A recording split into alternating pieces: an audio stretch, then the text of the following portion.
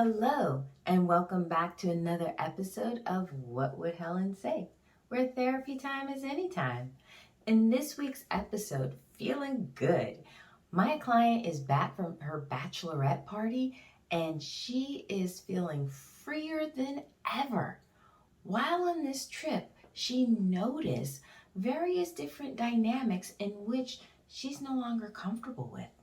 She's also found her own sense of empowerment and desire to shift these unhealthy relationships into something that actually works for her, even if it means cutting a few people off. Thank you for tuning in. If you enjoy the work that I'm doing and you would like to support me, or if you're interested in gaining premium access to detailed notes and how you can apply these interventions to your own life, please click on the Patreon link below for more information. Thank you. All right. Good to see you back. How was your trip? Really, really fun.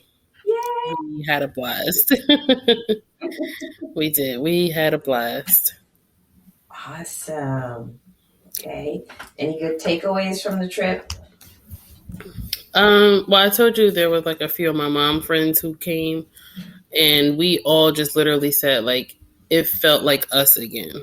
Because it's been like so long since we've been out, besides like with the kids or besides it being like an early brunch or something like that. So just like a couple of days with each other, it was like really, really fun. Yeah, I was able to like put on real clothes. Like I even did my makeup once and I was like, oh wow. So yeah, it felt really fun. Good. Awesome. Yes. So hopefully you're feeling a little rejuvenated, ready to take on. Yeah. I really did. I felt completely different. Like even my fiance was saying when I got home, he was like, wow, maybe you should go there every week. I'm like, okay. Yeah.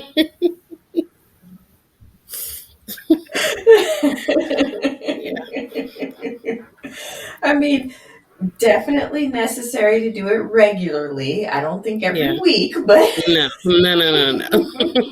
I'm still recovering, so I can't. No, every week will not work.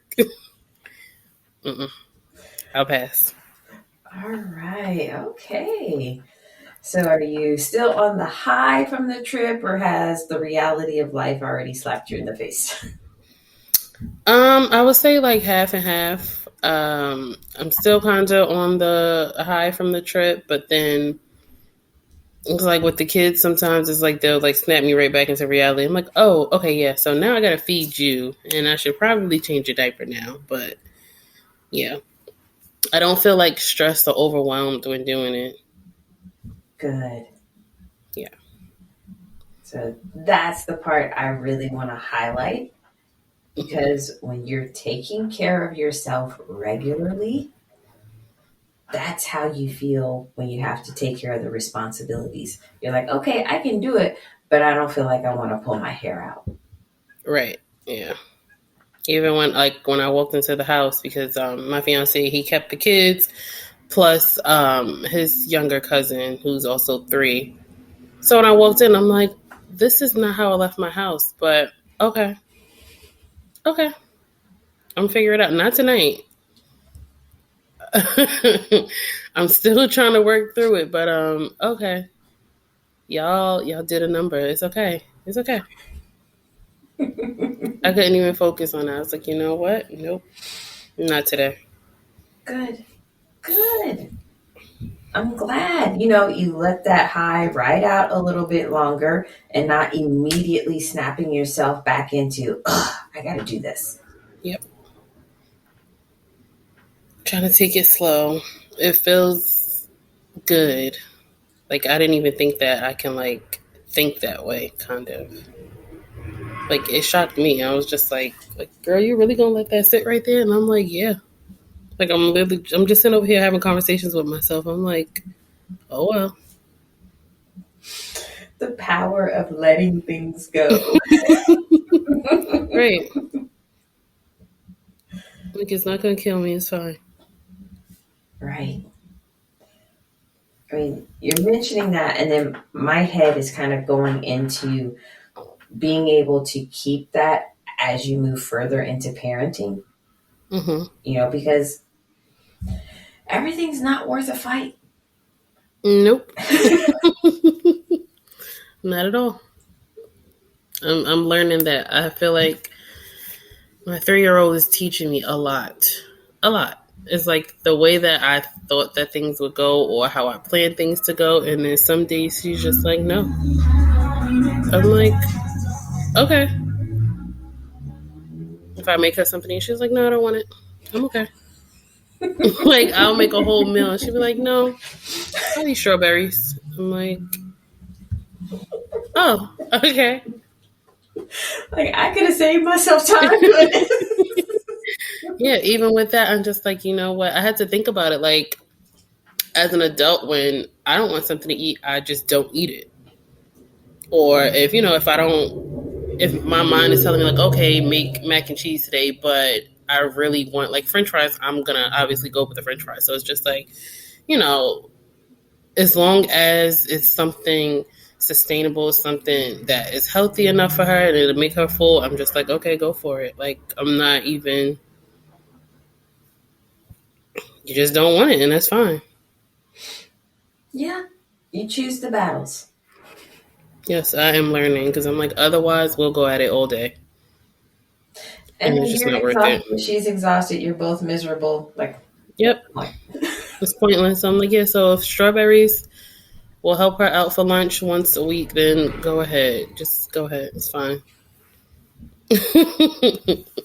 Like, I would much rather it be strawberries than nothing at all, or 25 bags of chips. Like, I'm okay. Go ahead. Now I just know, buy more strawberries. Right? Yeah. Okay. So, what else is going on for you today? Well, although the trip was like the best thing ever, there was one, I want to say, negative Nancy, as I feel like there's always one. I feel like I talked about her already, where she was one of the friends who, we'll call her N1. N1, she was kind of upset that I started speaking to N2 again, the one that I mentioned like the first time. Right. This is the one also I told you that we've been friends for over 15 years or so. And I remember you mentioned, you aren't the same now. So, your friendship isn't going to be the same, things like that. Mm-hmm. And I felt that, and it wasn't only me, it's just like a lot of other girls on the trip were bringing it to my attention as well. Like, something is off with her energy. Like, they're like, oh, well, I noticed, when you're speaking to N2 and one is just sitting there like with faces or rolling her eyes or like, and I'm just like, I didn't realize it. Because I'm not thinking that way. I'm not thinking to look for something like that. Or, I'm just living in the moment as opposed to worrying about what's going on around me. Mm-hmm. It was that situation. And then when we got back, everyone is still, I guess, on the trip high and texting me pictures and videos like, oh, I cannot wait to go back, or what's next? What are we doing? Like, highlighting everything that, they loved about the trip. And then I get a phone call from her, and it's like the complete opposite. And I'm like, well, where were you on the trip? Because that's not the version that I got from everybody else. That's not the trip I was on. Yeah, and it's like, she's immediately like, because there were some girls who didn't show up, and she's like, oh, well, why didn't they come? And I knew they was lying. I knew she wouldn't come. I knew she didn't have money. And I'm just like, girl, literally the day after the trip, like, you should still be like sleep, if anything,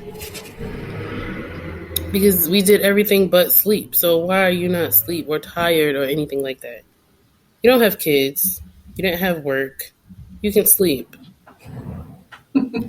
And then it's like, oh, she said there was an incident where she doesn't like one of my other friends anymore because my other friend didn't send her a video while she's recording videos. I'm like, how?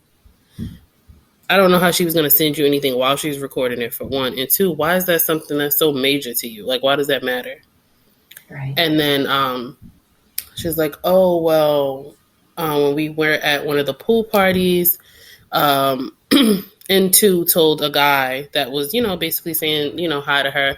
And she was like, oh, well, don't say hi to me, unless you buy my friend a drink because she's getting married, blah, blah, blah, laughing it off. So the guy was like, oh, okay, cool. He bought it and he's like, oh, hand it to her.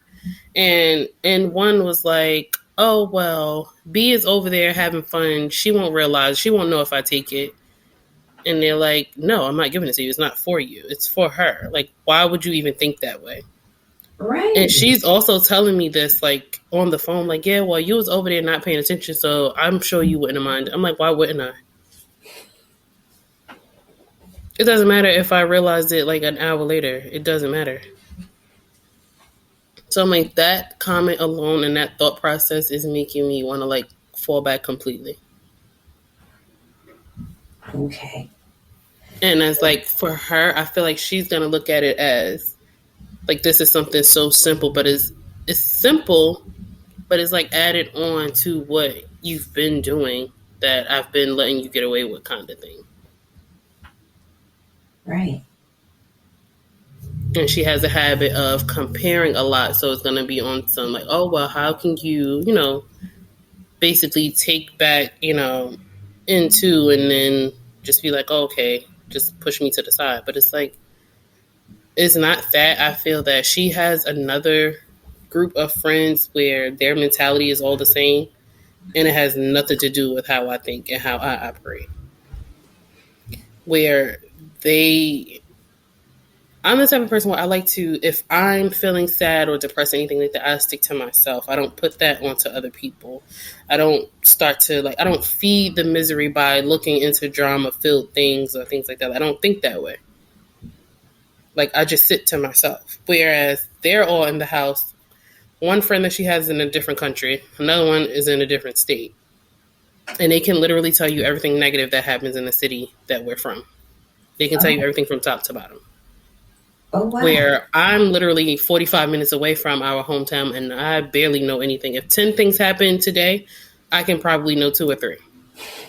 But they know and they know all of them, and they're not even there. One hasn't lived in the United States in about 5 years. The other one moved to a completely different state about a year ago. But this is who she chooses to speak to daily. And I feel like they feed her negative, I don't know, energy or spirit or something. Like, I don't know. I can't put words to it, but I know that it does bother me bad. Okay. So there's an aspect about N1 that is reminding me of your mom. And that's funny because my mom was one of the ones who said, let her go. So it's interesting. I mean, I don't know what perception your mom has of her, but because she wants to be like the focus, she wants, it's woe is me, everybody pay attention to me, that sort of thing. And her almost feeling justified in her behavior. Well, if you took her back after she did blah, blah, blah, blah, blah, then surely you can't be mad at me for what I'm doing. Right. Like just this entitled kind of attitude about her behavior. And to me, it just reminds me of your mom because it's kind of on the same page of this entitlement. But here's what I think may be happening.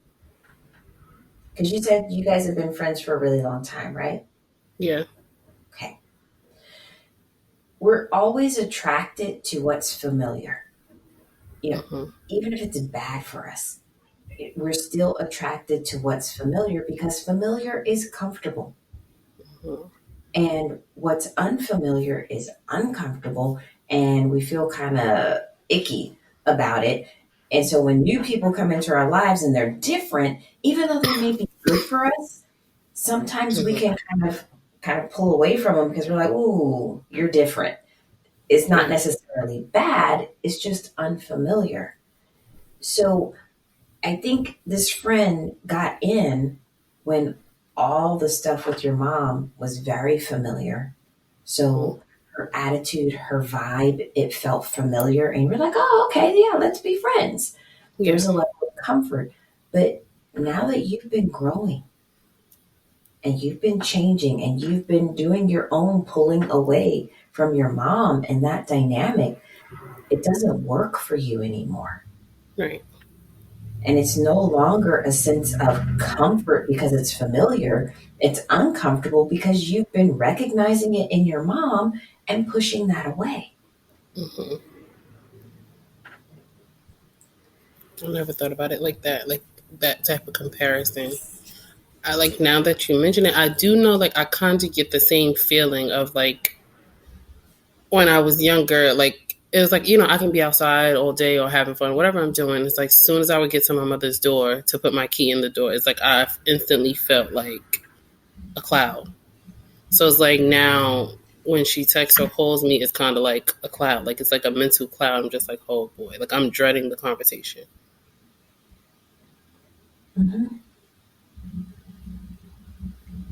And So yeah, I haven't spoken to her since that day. So I want to say Monday. And she kind of usually calls me like every day. And I'm kind of glad that she didn't. It's just like, why are you just so, I don't know. My fiance says the only thing she needs is a man. I'm just like, maybe. I don't know. Like, she needs something to occupy her time. Maybe she does need something to occupy her time. I don't think I can jump right on board with a man.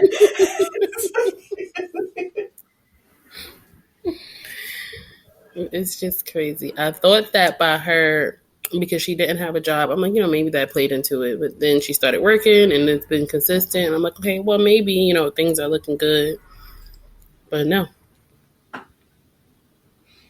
It still, like, hasn't changed. And I'm like, this is really who she is. And I never thought that this is how she would be. And I noticed the change in her because she wasn't always like this, like with the constant drama and things like that. But I started to notice, a few years ago, we kind of fell off a little bit. There was no issue or anything. We just kind of lost touch. And I was okay with that. She was okay with that. Once we, relinked, it was fine. But I noticed that once we did, start being around each other again, she did have these new friends. And I'm like, okay, it's fine. But the very first night that I met the new friend was the very first night that altercation happened. And I'm just like, I kind of should have already knew right then and there. Definitely red flag. Yeah, that was definitely a red flag for me. But I'm just like, maybe it's just like a one-off situation. But no, it's not. I know I'm noticing like a pattern now. Like, they have nothing else better to do, really. They're like feeding off of each other's misery and relationship issues, and because they're all like weirdly connected, all of their boyfriends or whatever they are like brothers and cousins, and I'm just like, yeah. Mm-hmm. Yeah. So they have like their own little family, I guess. I don't know, but it's really, really weird. Yeah. So that doesn't sound like a good situation for you. And the next question is, how do you want to address this situation? That's what I've been like mentally fighting with, honestly, for, I want to say, since we honestly started planning the trip, because that's when it started to get more annoying. Because it's like, even when I would try or think that I'm setting boundaries of saying, hey, you guys put, they have a separate chat for the trip or whatever. They, took me out because there were certain things that they wanted to do for me. So, of course, they would keep me out of it. On like everything that they would talk about, I would get screenshots of, or she would call me and tell me, and I'm just like, stop telling me, like, I don't want to hear about it. And she'll start the conversation off with, hey, I know you said you don't want to hear about it, but, and I'm just like, are you slow? Like, like, if you're starting off that way, then you obviously know that I don't want to know. So, yeah. Since then, I have been like trying to figure out how am I going to just like cut this off completely? Because I'm not even at a space where I want you like halfway in kind of thing. I'm kind of just over it completely. I feel like I'll be holding on, hoping, things will go back to what they used to be. But at this point, I know that it's impossible. Okay. And yes, it is impossible for it to go back 100%. First, if anything is to get better, she has to recognize what she's bringing to the table and how that's not working. Yeah, she's done. Even I tried to have a conversation with her about her own like personal issues with her boyfriend or whatever he is. I don't know. She's just so like one track minded, where it's just like, no, that's just what it is. He basically, I feel like this was the ultimate disrespect because I wouldn't tolerate it personally. I don't know many people that would, but um, while she was pregnant, he got someone else pregnant and she had a miscarriage. I feel like that was a sign right there to just leave it alone completely, but instead, she's still dealing with him, and this is about 3 years later. Mm. And this is the connection that she has with the other two girls. The other girl is dating his brother, or was dating the brother. The brother cheated on her. The other girl was dating the cousin. The cousin actually is the only one that's not cheating, but the girl is cheating on him. So it's just weird. They Oh, have like a weird dynamic where it's like they cling to each other because of that misery. So she'll right. look at everybody else's situation and be like, oh, well, she's stupid, she's dumb, she's this, she's that. But when it comes to her, she's like, well, I'm still going to do what I want regardless. Nobody can call me dumb because I already know that he was wrong for doing what he's doing. I already acknowledge that fact, but I'm still going to do what I want. And I'm just like, how can you have that type of, like, that don't even make sense. I don't see where that would make sense. It doesn't make sense. And it really sounds like a ego defense mechanism, and where she is so set on not accepting this Mm-hmm. truth that she's distorting it, and she's finding ways to justify how when she does it it's okay, but when Mm-hmm. other people do it, well, they don't do it the same way she does it, so therefore Right. they're still stupid. Yeah. But yeah, it's a way for her to protect herself mentally from the reality of the situation. Mm-hmm. So yeah, that's not your issue to try to solve for her or to help her through. And again, as long as she's in that place of everybody's wrong but me, she's not going to Mm-hmm. work on it either. Right. And that's the problem because I'm like, if this situation has been going on for years, and it comes up almost in every conversation that we have, like some way somehow he's gonna come up. um and I noticed that that's your attitude against that's your attitude when someone else is going through something, like another mutual friend or anything body, like that. It's like you have an opinion on what they should do, what they shouldn't do, what they better not do, and things like that, but when it comes to you, it's completely different. So it's like, for me to then come and tell you basically about yourself, or have that type of conversation with you, is not going to work. So it's like I'm kind of mentally preparing myself to know that this conversation is going to be the conversation that like separates us completely. So now I'm like kind of asking myself, like, am I wrong for doing it, kind of thing.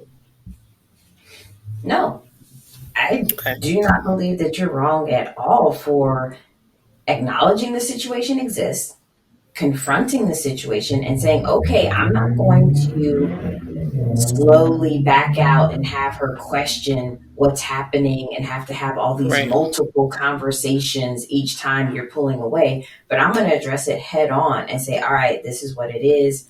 And then take it for what it is. Okay. Yeah. That's exactly what I was going to do. Like backing out slowly. Because I feel like that's what I've been doing, like answering the phone less, or not calling her first, and things like that. And it's like, with the other girls, we're already planning, round two of a trip. And she's made it very clear that she doesn't want to be around the other girl who didn't give her the shot that was not made for her. And I'm just like, well, if we, well, not even if, we are going to go on the next trip, what are you going to do? And literally nobody wants her there. Mm. And it's like, I'm the only one. And they're just like, girl, when are you going to realize it? Just like, I don't know. I also feel that she's put me in a lot of awkward, weird situations too, but I guess I'm so stuck on like the history of things or, you know, the time that we've known each other and things like that, that it's hard for me to really separate it kind of thing. Okay. So, what I'm thinking, let me know if I'm on track with where you're at or not. A lot of times when I talk to people about similar dynamics, they almost have this feeling like they owe this person something. Yeah. Okay. So, if I take that as, okay, maybe that's valid. Maybe because of whatever she did, however many years ago, you owe her. Mm-hmm. When will you know your debt is paid? I don't think I ever will. And that's why it's so hard for me to be like whatever. Okay. So, who gets to decide when your debt is paid? I think me. I don't know. Well, let me ask this. Up until this point right now, Mm-hmm. who has been allowed to decide? She has kind of. Okay. So, you've given her this place of empowerment in your life that whether she told you or you have sent her the message that you owe her. And not only is it a matter of you owing her, now you've given her more power to say when that debt has been fulfilled. Mm-hmm. Considering what you've shared so far, it'll never be fulfilled if she's the one doing the measuring. Okay. Be- Yeah. because nobody's as good as her. Right. Right. Yeah. Oh man, this is a mess. I know it feels like a mess right now, and it'll be a very difficult conversation to have, Mm-hmm. but you will get to a point of feeling much better about it after the fact. Yeah. So, what I really want you to think about is okay, whatever it is that she did for you in whatever amount of time, however long ago that was, look at that and what you have done for her since that time as well. Mm-hmm. And you decide if you've done enough to feel like you've fulfilled that debt and you're ready to let go of it. Or do you feel like there's something final you need to do so that you can let go of it? Okay. Yeah, I think I think I'm kind of just ready to just be done with it, or at least to let her know. Like, I think I brush it off a lot, or if we have conversations about certain things, it's like we'll both, you know, share our views on it and then move on to the next topic. So at least if I can have a conversation with her to let her know, you know, what's bothering me and how she's bothering me, then I'll be fine, regardless of what happens afterward. Like, I'm okay either way. It wouldn't bother me, honestly. I think Okay. I'm finally at that point because I've been thinking about it for so long, and I'm not at the point where even ready to or willing to listen to her justify anything that I have to say.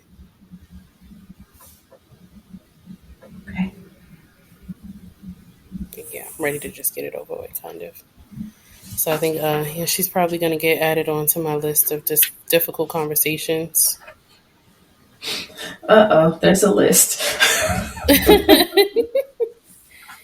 Yeah, I'm gonna start with another friend. That one I don't think will be as bad. She's a little bit more understanding, but I know things can get a little bit shaky because it's about her kid. So I know, people are really sensitive when it comes to their kid. I know I am. So I'm probably gonna call her later on tonight.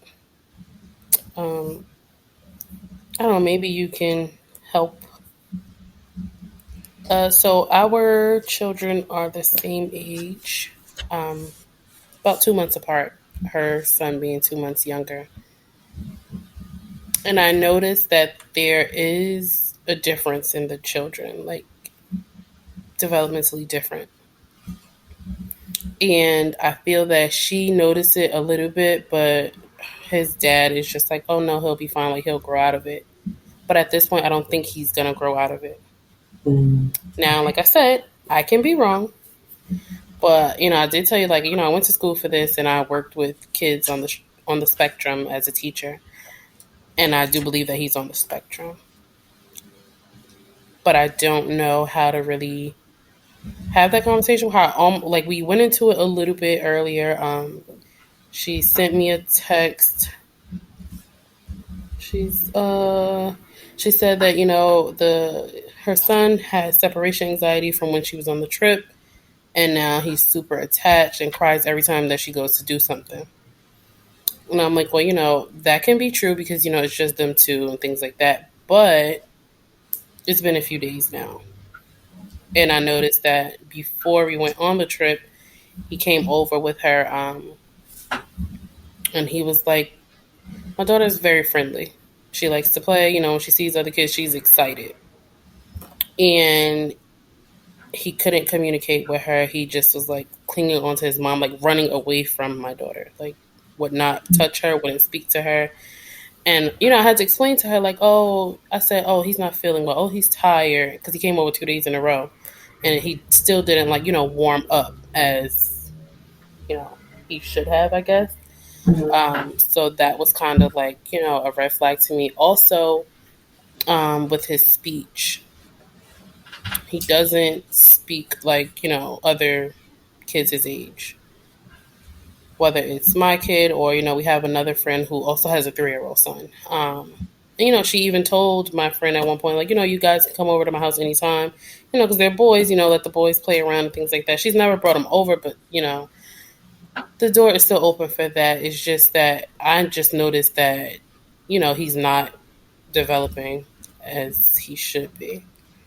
Right. And I feel at this point, because she's like hypersensitive, that she's kind of in denial about it because she's worried about what other people will say versus getting him the help that he needs. Okay. That's not good. And I feel really, really bad because she will automatically, when she said that message, I said, he definitely needs to start, going around more people, especially children his own age, to help him get out of that habit. And then I said to call me when she's free. And she said she's working, but she said, I know, but it's my fault not wanting to get up and go outside some days. And I'm like, it's not you. So automatically, I know that when we have this conversation, she's going to blame herself. Because she gets that from her mom. She gets that from the baby's father. So, yeah. And she's going to see you as just somebody else added to the list that's going to blame her for something else. Right. Because I told her about, like, the speech therapy, because I took my daughter to that thinking that she needed help with her speech because I didn't feel like she was speaking enough.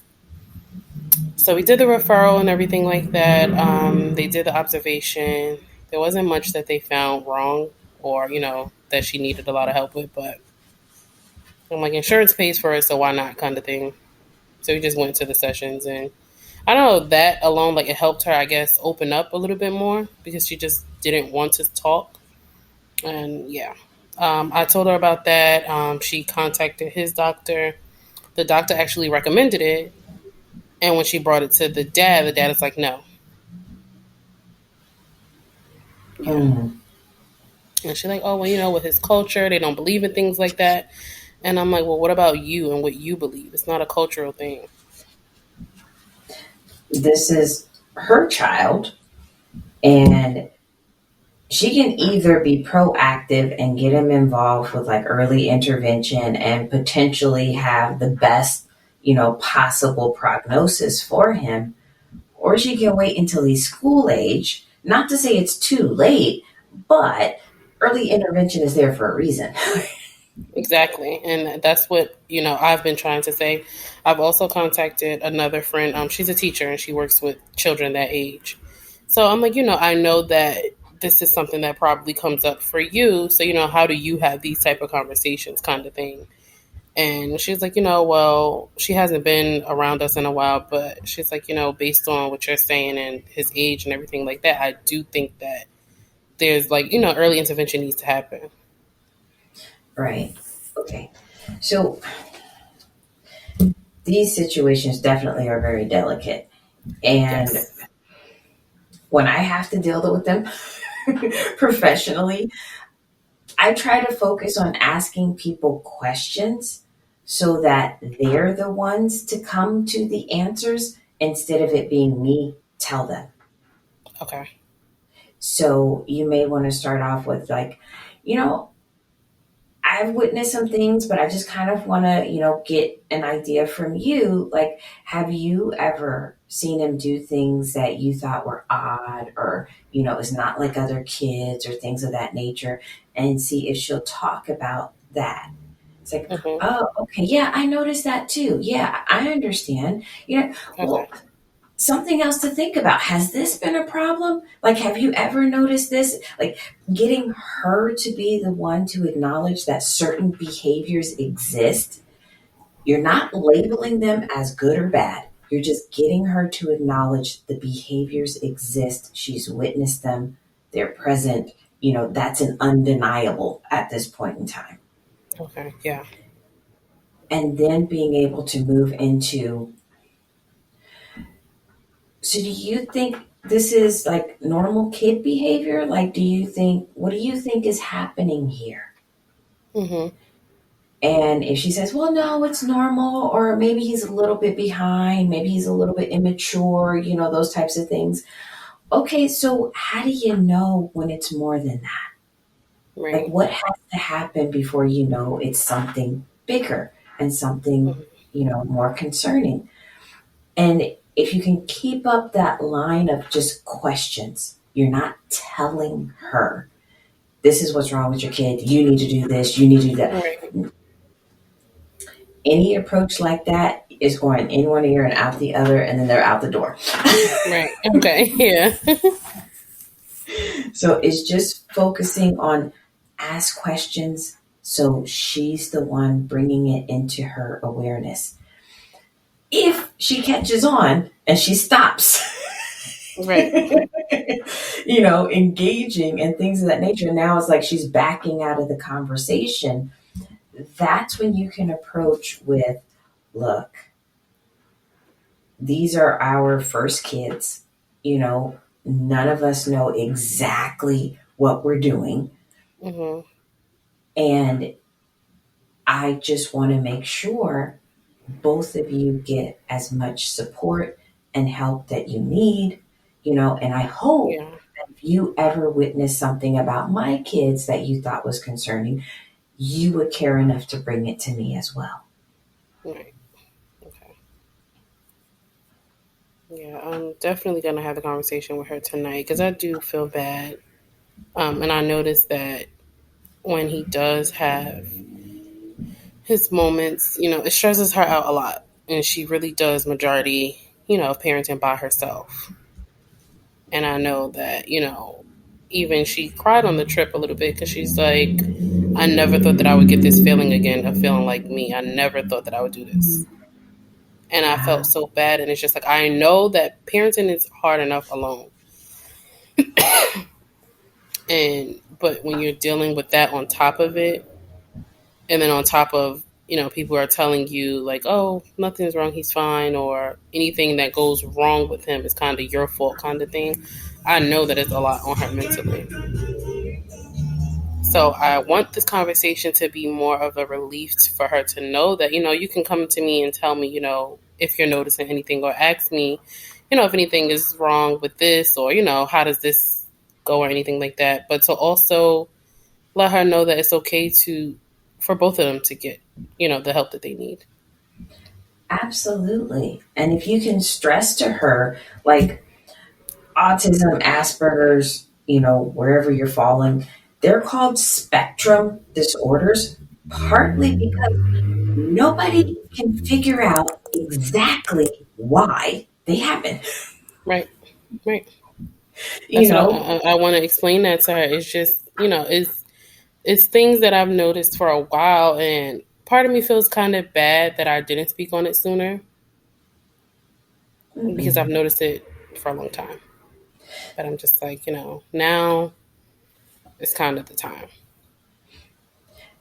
I hear you. I don't want you to beat yourself up. Beating Yeah. yourself up is never going to help you or anyone else. Remember, beating yourself up is taking a bat to the broken leg. Right. Yeah. Okay. Doesn't help. You had good reason at the time to hold off. You were trying to be sure yourself. You didn't Right. want to panic your friend or bring up something and then find out, oh, that was not a big deal. Yeah. Yeah. Yeah. So you had your reasons to hold off, continue to observe. That's the responsible thing to do. Hmm. And like you just said, you've observed enough, you've seen some repetition. Now you feel more sure there's reason to be concerned. Yeah. So, yep, I'll talk to her. She just texted me too, but yeah, I'll definitely give her a call. So yeah, back to the other friends. So there's gonna be this conversation. That's first. That one will be second, and then it's like the ultimate will be my mother.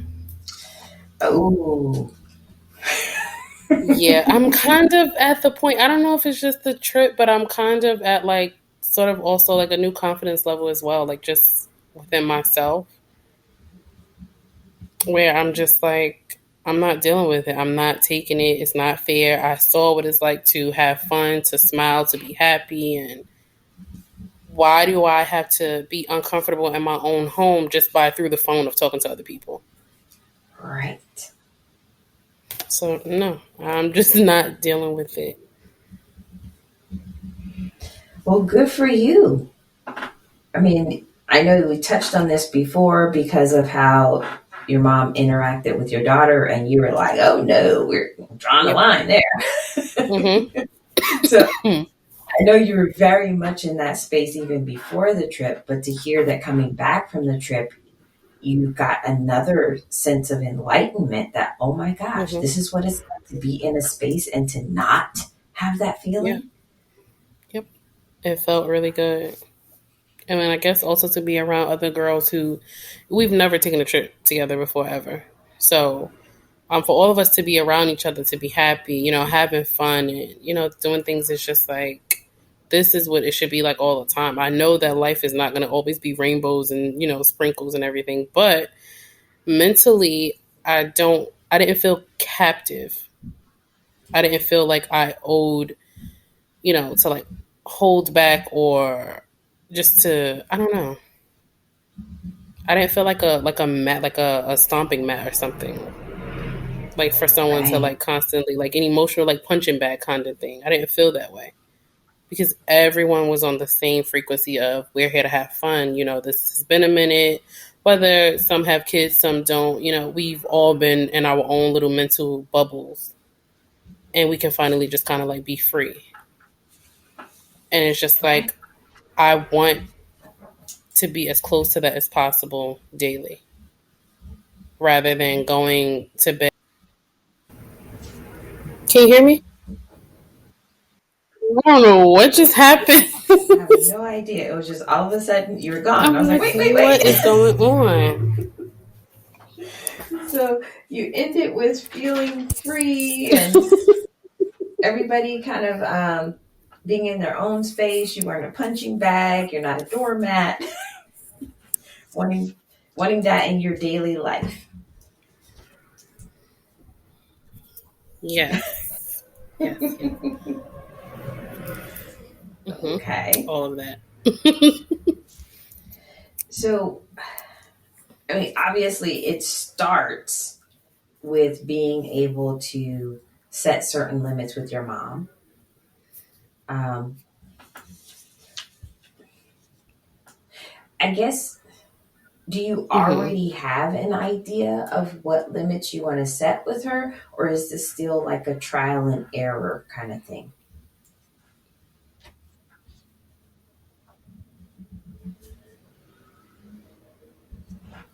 I think it's still like a trial and error, but um, I kind of don't really have limits for now per se.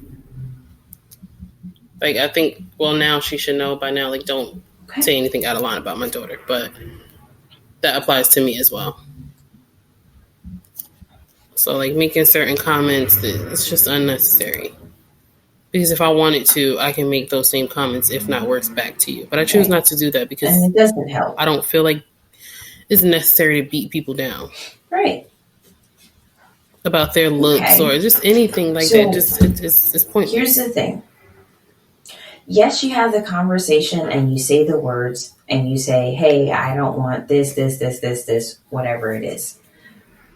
Then there has to be follow up behavior. Like, are you going to follow this up with every time she calls and she starts in on this that you're going to be like, Mm-hmm. click, that's it? Are you going to give her a warning and say, hey, you're doing it? Like, how do you want to follow up with that behavior? Okay. I'm probably just gonna hang up. Like even pressing that button felt like I told you, felt so empowering. Like Okay. I've never hung up on her before. She usually hangs up on me, All right. Good. Good. So, so that was a first.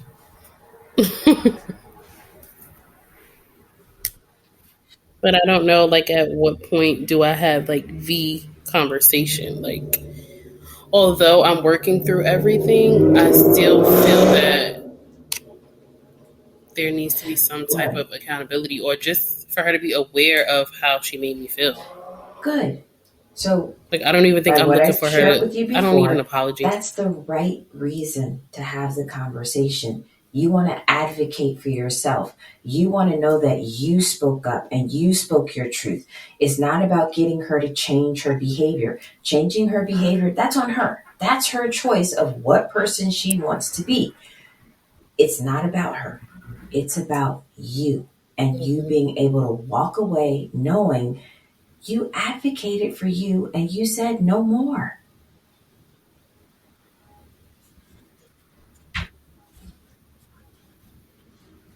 Yeah, because I feel that's like a daily thing that like it kind of like follows me around like a shadow or something. And I'm tired of it. It's like, no matter how hard I try to, fight against it, I guess, or maybe it's just because I keep suppressing it and not really dealing with it, and that's why it keeps popping back up. But it's like every time it comes back, So it's I'm going to say worse. this because it popped into my head and then we have to wrap it up for tonight. But the thing that stands out to me a lot in regards to Okay. you standing up to your mom and advocating for yourself is you finally get to be the hero for that younger you who had to take all this crap and nobody stood up for her. Nobody called it for what it was. Mm. Nobody said stop, no more, any of that. This is your opportunity to show up for your younger self and be the advocate she never had.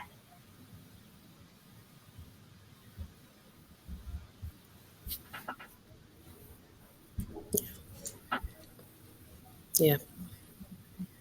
That's kind of what I picture in my head. Like, I know that, of course, I know that I'm an adult, but it's like when I picture myself having this conversation, I picture it just being her and I, but I'm not me right now. I'm as a kid. Like, this is what I picture in my head. I picture there's a kid standing up to like a monster, if you will. And it's just like the kid is finally telling the monster, like, listen, you're bigger than me, Yes. you know, you're scary, but I'm not scared of you anymore. That is an awesome place to end tonight.